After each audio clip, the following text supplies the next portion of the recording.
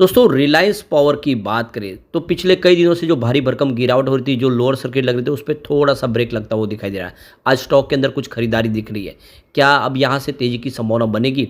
यहाँ पे कुछ अपडेट निकल के आ रही है जिसको इस वीडियो के माध्यम से डिस्कस करेंगे। अब बहुत जल्द हमारे सामने रिजल्ट भी आने वाला है। क्या है आगे की संभावना, उसको समझने की कोशिश करेंगे।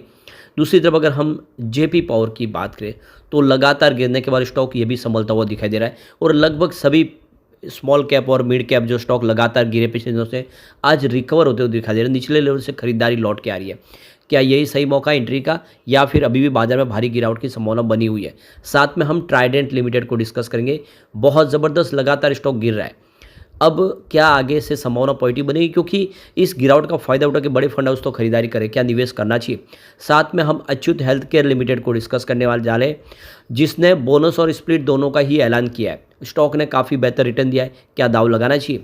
लेकिन फ्रेंड्स, उससे पहले अगर आप पहली बार हमारे चैनल पे आए तो चैनल को सब्सक्राइब कर दीजिए, एक बेल आइकॉन दबा दीजिए ताकि जब भी नया वीडियो बने पहला नोटिफिकेशन आपको मिले। वीडियो पसंद आए तो लाइक से जरूर कीजिए। चलो फ्रेंड्स, वीडियो स्टार्ट करते हैं। मैं हूँ आपका दोस्त एस बी दवे और हमारे अपने चैनल ऑनलाइन कमाई में आपका बहुत बहुत स्वागत है। तो सबसे पहले रिलायंस पावर के कारोबार की बात कर ले तो देख सकते हो कि इस समय लगभग 11 बजे के आसपास का टाइम है। 39.47 पर स्टॉक है। 2.71% की तेज़ी देखने को मिल रही है। वैसे इंट्राडे में स्टॉक में गिरावट हुई थी। 37 के लेवल तक स्टॉक पहुंचा और वहां से खरीदारी लौट के आई काफ़ी अच्छी। और क्यों ना हो, स्टॉक 54 से गिरना शुरू हुआ था, 37 तक आ गया है। तो बहुत ज़्यादा गिरावट हो चुकी है। ऐसे में स्टॉक के संभलने का ये सही वक्त दिखाई दे रहा है। अब यहाँ पे रिलायंस पावर की बात करें तो इसकी जो टोटल इंस्टॉल कैपेसिटी है 5945 मेगावाट की है, जिसमें से 5760 मेगावाट इनके थर्मल पावर प्लांट की कैपेसिटी है और 185 मेगावाट रीन्यूएबल एनर्जी कैपेसिटी है, जो आने वाले समय निकट भविष्य में इसको बढ़ाया जाएगा।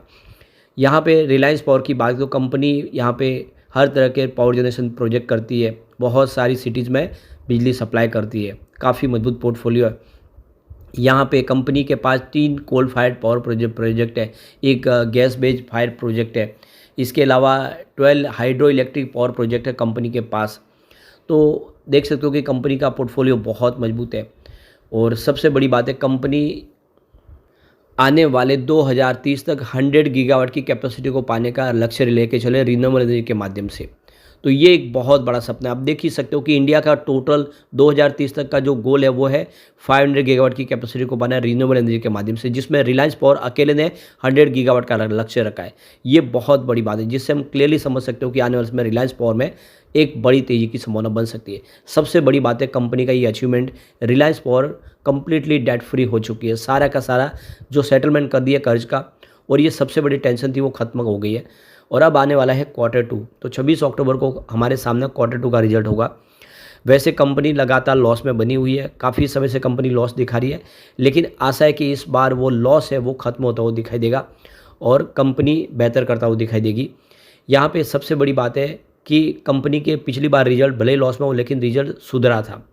अब एक और जो बड़ी अपडेट निकल के आ रही है, रिलायंस इंफ्रा जो रिलायंस पावर की मुख्य कंपनी है, उन्होंने एक बड़ा फैसला किया है। देख सकते हो कि महाराष्ट्र के रत्नागिरी में विस्फोटक और गोला बारूद और छोटे हथियार निर्माण के लिए भारत की सबसे बड़ी परियोजना स्थापित करने जा रहे हैं और इसमें अगले 10 सालों में अनिल अंबानी करीब 10,000 करोड़ का निवेश करने जा रहे हैं। तो डिफेंस सेक्टर में एक नई डिफेंस सिटी बनाने जा रहे हैं रिलायंस इंफ्रा। महाराष्ट्र के रत्नागिरी में 1000 एकड़ ज़मीन उनको आवंटित की गई सरकार की तरफ से। तो बहुत बड़ा डिफेंस सेक्टर में अब कारोबार होगा। तो एक नई शुरुआत हो चुकी है अनिल अंबानी की। आने वाले समय अनिल अंबानी तेज़ी से अपने कारोबार को आगे बढ़ाएंगे और ये सारे फैसले हो चुके हैं। आने वाले समय रिलायंस इंफ्रा और रिलायंस पावर तेज़ी से अपने कारोबार को आगे बढ़ाएगी। और ये बात मैंने आज नहीं, आपको पिछले 4-5 साल से कह रहा हूँ कि रिलायंस पावर और रिलायंस इंफ्रा यही 2 कंपनियाँ जो आगे जाके इसका अनिल अंबानी के लिए जो है फ्यूचर उसको ब्राइट करेंगे, और बिल्कुल वही हो रहा है। चलते हैं जेपी पावर की तरफ। तो इस समय 18.53 पर स्टॉक ट्रेड करा है 1.26% की तेज़ी के साथ। स्टॉक ये भी काफ़ी नीचे गया, आज इंट्राडे में 17 के स्तर को भी देखा। अब यहाँ पे देख लो कि जेपी पावर की बात करें तो इसके अंदर स्ट्रेंथ काफ़ी ज़्यादा है। स्ट्रेंथ की बात करें इसकी तो गुड प्रॉफिट दिखा रही है, रेवेन्यू ग्रोथ अच्छी दिखा रही है पास्ट 3 ईयर से। और सबसे बड़ी बात है कंपनी का जो इस समय देखें जो प्राइस है वो काफ़ी फेयर है और लगातार अगर शॉर्ट टर्म मिड टर्म में देखें तो बेहतर ही हो रहा है। वीकनेस यही है कि इसका जो कैश फ्लो वो डिक्लाइन हुआ है थोड़ा सा। अपॉर्चुनिटीज़ में देखें तो इसका TTM P ratio less than 3 year, 5 year और 10 ईयर के हिसाब से जो पी रेशियो कमी है, कंपनी इस जो प्राइस है वो काफ़ी अट्रैक्टिव है।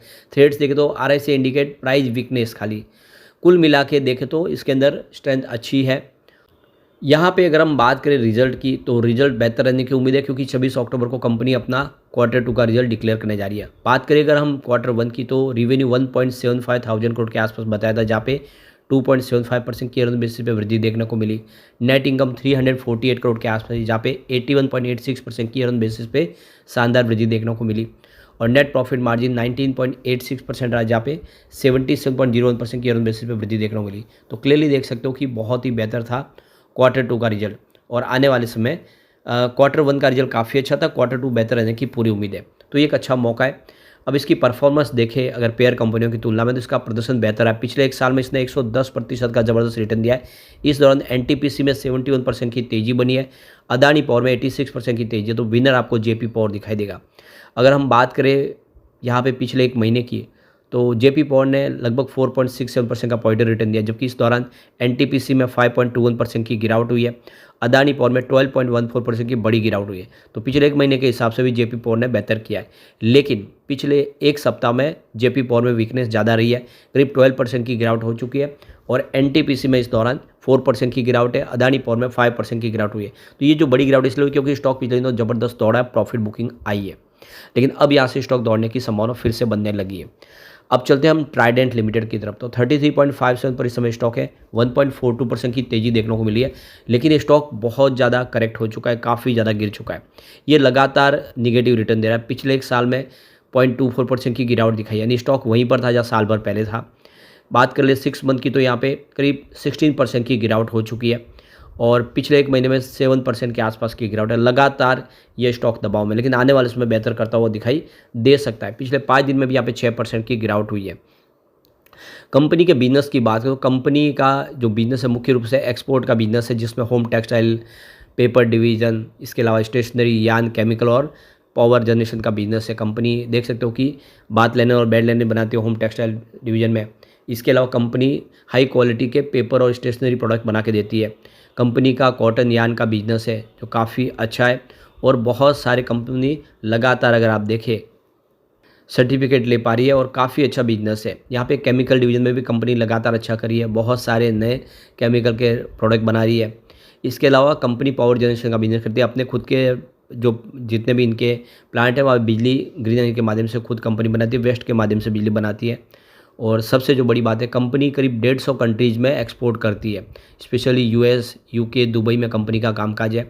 कंपनी का जो रेवेन्यू आता है उसमें 68% योगदान एक्सपोर्ट का है, और बाकी डोमेस्टिक मार्केट से। तो यही सबसे बड़ी प्रॉब्लम भी है कंपनी के लिए, क्योंकि इसका बिजनेस मुख्य एक्सपोर्ट से है, और इस समय एक्सपोर्ट का कारोबार बहुत ज़्यादा प्रॉब्लम में आ गया है, स्पेशली टेक्सटाइल सेक्टर का, जिसमें डोमेस्टिक प्रॉब्लम और जियोपॉलिटिकल टेंशन है, और साथ में देखें तो US का इन्फ्लेशन वगैरह की प्रॉब्लम, जिससे बाजार काफ़ी ज़्यादा इफेक्ट कर गया और जिससे इसकी प्राइस नीचे है। लेकिन आने वाले समय बेहतर करेगा, स्टॉक काफ़ी शानदार करता हुआ दिखाई दे सकता है।